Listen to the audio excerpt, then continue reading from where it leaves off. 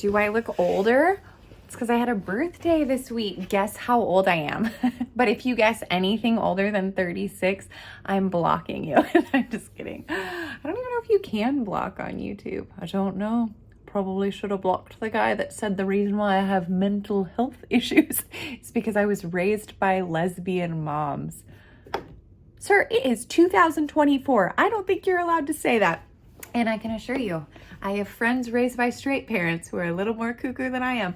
So all that to say, I'm making a video, guys, and it is about mom burnout. And perhaps it's for you, or perhaps it's for me. Sometimes I make videos and I'm like, what would serve the people? And then I just look inward and I'm like, what do I feel right now? And then I talk about that.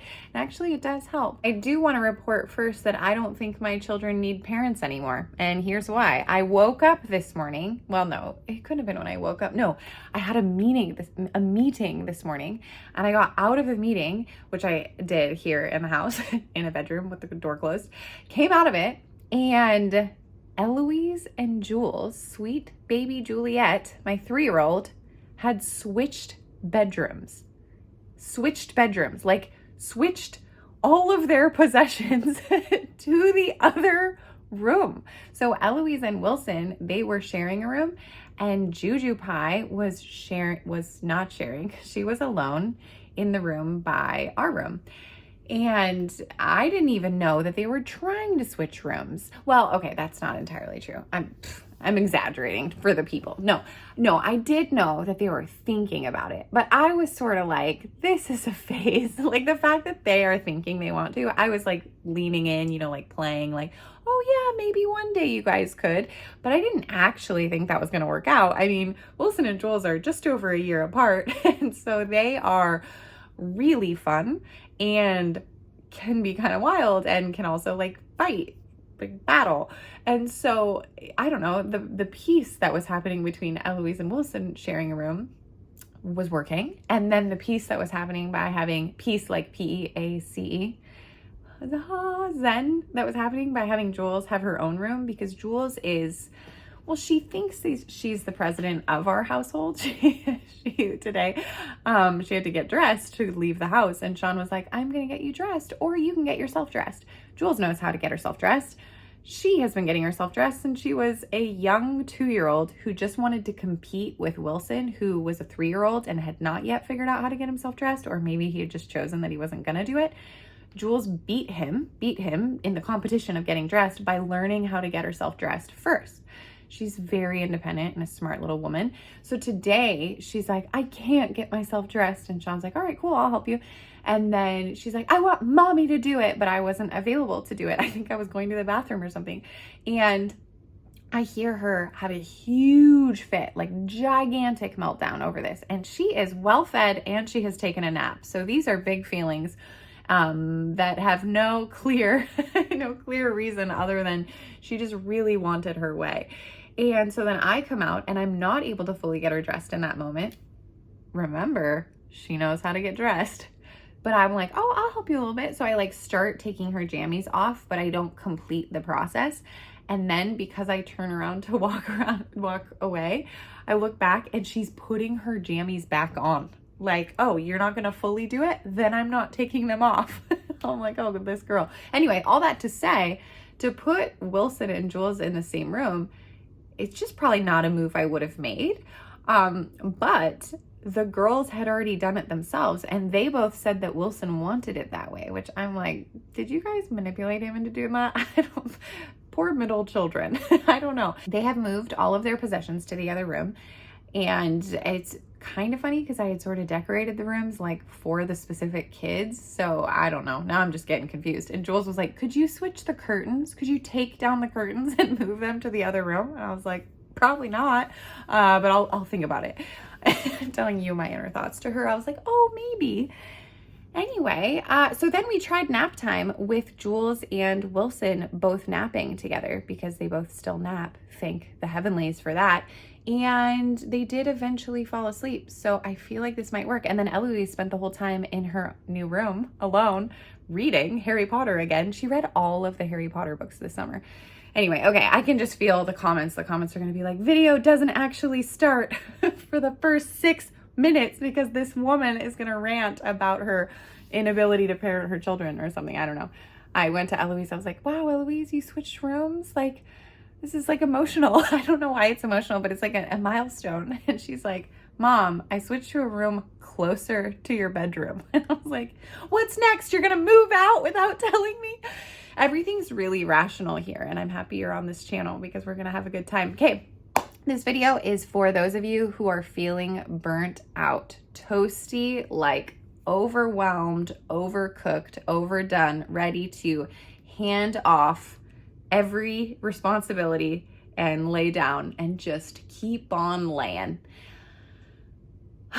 That actually sounds so good, doesn't it? I want to talk to you because what you're going through is real, and it can feel in these stages of early parenting like the challenges never end or like the exhaustion never leaves. I remember feeling like, will I ever sleep again? Googling that, actually. I probably told you that before. I was supposed to be napping and I was Googling, will I sleep again? No, I was Googling, how long can someone live without sleep, because I was sure I was about to be a goner. But it turned out I wasn't. It turned out I was just part of the team that we are a part of now, where we raise beautiful babies and trade sleep from time to time. And yeah, I want to make a video that is just pure encouragement for you. And I want to share 5 things that I have found to be helpful in times when I feel really low. And I want to remind you, I know I joke with you because you are my friends, or we're like internet friends, but this is something I take really seriously, because you can go quickly from feeling burnt out and overwhelmed to feeling depressed, and like the stage I got to where you start feeling helpless, hopeless, like life's never going to turn around again. And eventually women can find themselves, parents can find themselves in a position where they've been overtaken by depression. And what ultimately happened for me was the suicidal ideation and ending up going to an outpatient program for help because I had gotten to the end of my rope. So what I want to do is catch you way before that. I'll flag that by saying, if you relate to those dark feelings, you are not crazy, but please go get help. You can call a doctor. You could literally drive to the ER if you're at the point where you're like, oh my gosh, I'm really not okay. And they will help you. They have to help you. I don't know what country you're in, but I'm in the States. And if you go to an emergency room and you say that you're having thoughts like that, they will help you. It's part of what we do here. If you go to the ER and tell them you have cancer, like I did, there's not a lot they can do for you. No, that's a different story. Actually, the ER people were so nice. This one woman like cried with me. She's like, I'm sorry it's taking you so long to get a doctor's appointment. Okay, that's in another video. I'll keep us here. You're watching this video maybe because you relate to this title. Maybe you really are feeling burnt out. You are absolutely not alone, and feeling these feelings doesn't mean you're bad at this. I think sometimes when we really struggle in anything, motherhood, work, anything at all. Lately, I've been struggling financially to figure out how to get my business to be profitable. And it's crazy how the thoughts kind of go from, oh, this is too bad. Like, this is a bad circumstance, to like, I'm an idiot. You are a fool. How could you not figure this out? Why is this taking so long? I've worked with moms now for the last 5 years. I've been able to connect with thousands of you online, in person here in LA. And I see this common thread where we get burnt out and we feel this heavy weight of guilt about how low we're feeling. So we're feeling bad, and then we're feeling bad about feeling bad. And I just want you to know that you are not failing at this. You are somebody who is absolutely normal. And as much as you are unique and fearfully and wonderfully made, you are also not unique in your suffering, okay? There are so many of us who relate to the lows that you're feeling, and you're allowed to admit how bad you feel in certain moments. In fact, I would really like you to admit it. I think one of the things that contributed to me ending up so dark, so like feeling lost and at the end of myself, was that I leaned way too hard into the fake it till you make it thing. I was like, well, just smile and be optimistic and everything will eventually be what I'm pretending it is. And it did not go like that. The longer I kept my stuff inside, the more I spun out and really desperately needed help. And one of the major contributing factors to my healing was group therapy, which is why so much of what we do in Very Good Mothers Club is this sort of communal therapeutic conversation where people share freely and openly about what we're doing, which actually brings me to, if you're really feeling bad right now, you can go click the link for my upcoming Reset for Moms. It's a 3-day program we're doing. I would love for you to be a part of it. And that can be like a really intensive, short, sweet, impactful experience where we can help lift you from whatever you're feeling. Get out what you are feeling. Don't keep this stuff inside. So it's great for you and I to connect via video and be like, yeah, Jess, I am not feeling great this week. But beyond that, I want you to tell the people who love you, okay? And if you don't have enough people who love you, join Very Good Mothers Club and let's make more friends, because there are people who want to see you thrive, and you bring so much to the table just by you being present with your life and your experiences and your wise thoughts. You can help somebody else feel better too. I like to think about that. You know how you sometimes wish you had more friends? There are people wishing they had you in their life. You know, people say it about romantic love, like somebody's waiting for you. I don't know if anybody ever said that to you, but I had real romantic friends who were waiting for their partners, and they would be like, somewhere out there, he's waiting for me. People are longing for your friendship in the same way that you are longing to connect with somebody else. So the first thing we're going to do here is normalize these feelings, because they are absolutely normal, and that does not make them easier. It just makes you not a crazy lady, which is very important. How are we doing on self-care? And I actually think the word self-care is like so cringy, because what it sounds like I'm trying to do is sell you bubble bath. How are you doing in caring for yourself? What are small ways we can integrate more care into our day? What I find is sometimes when we're doing bad, what we try to do to like balance it out is just sort of numb out. So that's where we find ourselves scrolling on our phones, or at the end of it, we feel worse. For me, scrolling is top of mind because that's what I end up doing.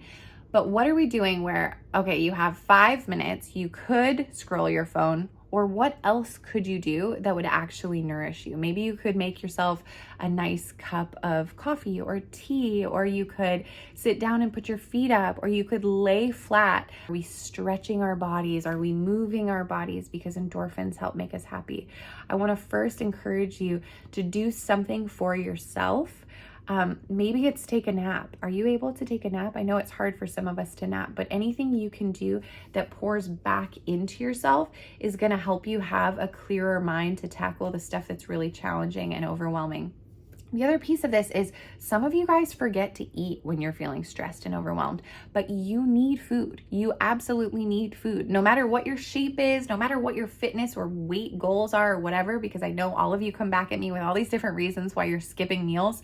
I want to tell you that if your beloved little baby skipped a meal, or your toddler skipped a meal, you know who would know about it? Everybody, because that little child would freak out. That little child would cry and scream because their body is hungry and they don't function properly when they're not eating. So get yourself a snack, get yourself a warm drink, lay down, put your feet up, pull out a book, read something for pleasure, turn on something funny, introduce a little self-care back into your life, because you are doing so much for everyone else. Part of why you're burnt out is because you do not have pleasure, and we need some pleasure. The next thing that is not as easy for me, but I have been trying to do it, is figuring out where we can set up some boundaries and say no to people. Are we being asked a lot and saying yes to everything? Is there any way that we can lovingly, graciously say, no, I am not able to take that on right now. No, thank you for the opportunity. I am not able to do that. I am not able to go there. I am not able to do this one more household thing. Where do we need to stand up for ourselves a little bit? Where do we need to express to our partners like, hey, I am spent. I'm at the end of myself. I need you to carry a little more weight here so that I can come back to life and be okay. I think it's important that we do that. I know for some of our personalities, it is extra hard to do it, but it is a necessity. We need to be well. And you know that that's true because you want the people you care about to feel the same freedom to ask for help, to say no when something is being asked of them. So really looking at your life honestly and saying, is there somebody I need to say no to? Maybe it's a boss, a coworker, a friend who's asking too much of you in this season because they don't understand what you're going through. Don't make them read your mind. They cannot guess what you are experiencing right now. They need you to communicate about it. And I know that that's hard. And I know for some of you, you're like, but I do so much for them and I don't ask them, I just do it. I know. And you're really good at that. Good job. That's amazing.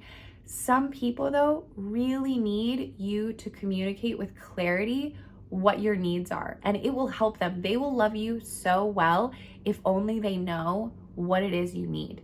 And if they don't, then perhaps the relationship itself is struggling and it needs some attention, and that's a separate story. But for the people who are actually in your life, who are loving you well and want to do anything they can to help you, use your words, really communicate what you need and what you're not able to do. Push away the things that you can't do. Maybe you need to make a list of all the stuff on your mind and go, what's actually urgent?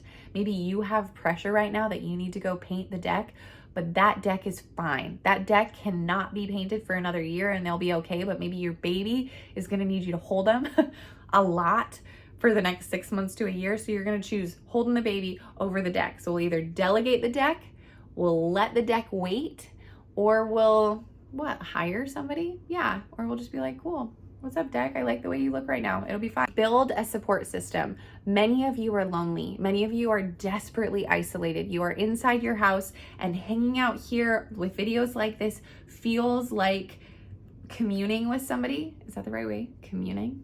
Yeah. I think so. It sounds so like churchy though.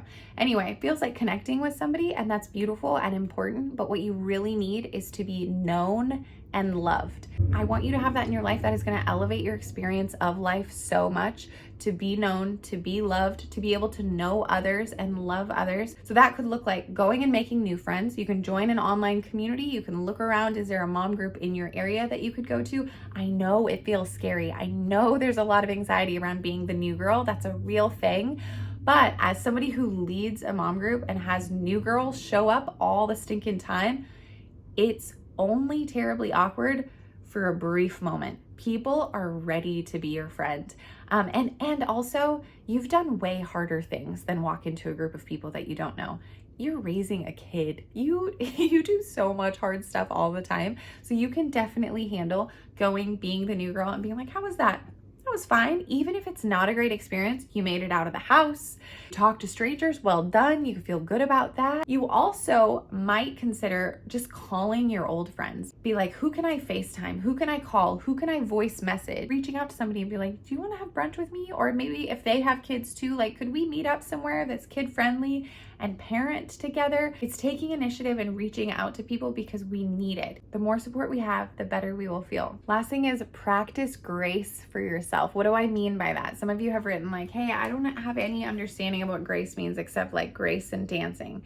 Grace is something you hear about a lot in like a church setting. Maybe you feel like you dropped the ball in some way today. You feel like you failed at parenting. You failed at being a wife or a partner. You failed at your workplace. I don't know. The list could be long at what you think you failed at, which by the way, you're probably wrong. So you only failed at thinking you failed at all those things.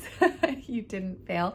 But this is coming from somebody who struggles with perfectionism and has a very long list of all the ways I think I fell short. And grace would be to say, hey, you really tried today. And so I'm going to treat myself as somebody who did a good job. Even if I think there's room for improvement, welcome to the club. There's always room for improvement. We're humans. To be human is to fall short some days, and some days do awesome. And sometimes we feel really awesome in the morning, and by evening we're spread thin and losing our temper. And all of it is a part of the human experience. So really give yourself grace that you do not need to be perfect. You do not need to get it right all the time. You're not going to fail your family or your future or your friendship. It's okay to say that something wasn't quite right, but that doesn't mean I am a failure. I am just a person trying to do my best at this life, and so are you, and so is everybody around us. We're all just trying to do our best living here. Like, you don't have to be perfect. You can just do your best and call it good enough, and your best is going to be really amazing one day and just surviving the next day, and that is all normal, and that is all actually exactly the same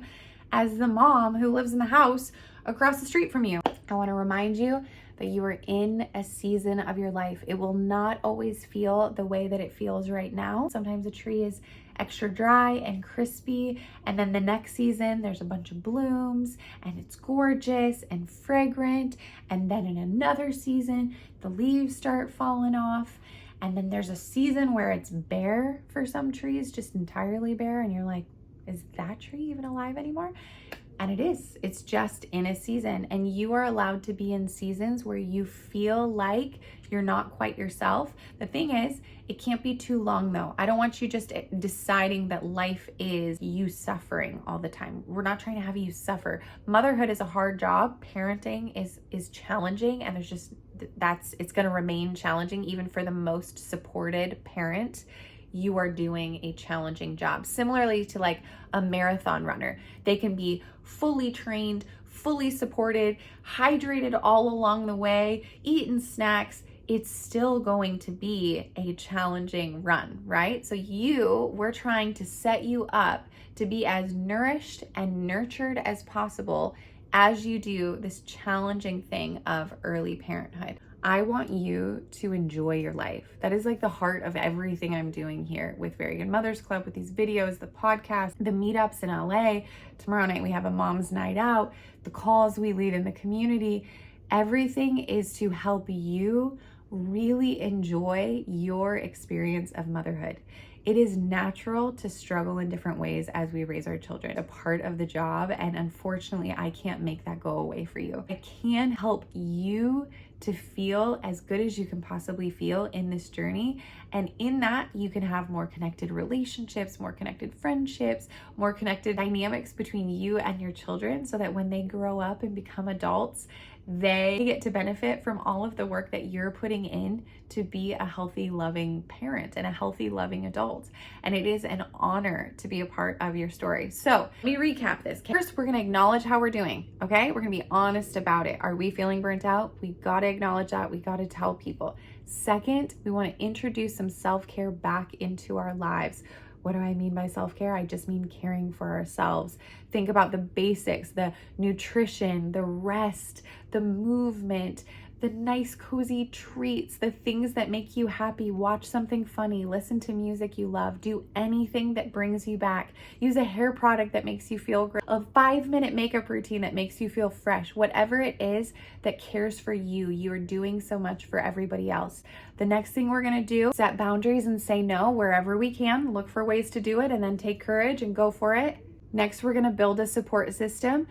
Utilize the one you might already have, or please join Very Good Mothers Club. I would love for you to meet the moms in there. I'm on the calls every week. I would love to know you, and we're gonna get you set up with people who care about your well-being. Just this week, one of the moms on the call said that she's feeling better now than she has ever felt. And she said it's a combination of therapy and being a part of VGMC. So if you need help, please join our 3-day reset. You can sign up for the wait list down below. Practice grace and let go of perfection. We are not trying to be perfect parents. We are trying to be just good enough. We are just trying hard, and that's all we've got, okay? That's great. That's all we need. You are doing an amazing job. Remember, this is meaningful and this is temporary. Everything you're doing is so meaningful, and it is temporary. So when you're walking through a hard time, remind yourself, remind your soul, this is temporary. I can get through this. It will not stay like this forever. Remember, if you need more support, there are ways to join down below, and send this video to a friend. If you know a mom who's struggling, let's encourage her, and let's all just like rally together and feel better, because this is our life. We're here. We got to enjoy this time. Okay, you're really special. I'm so grateful for you. Thanks for being here. Bye.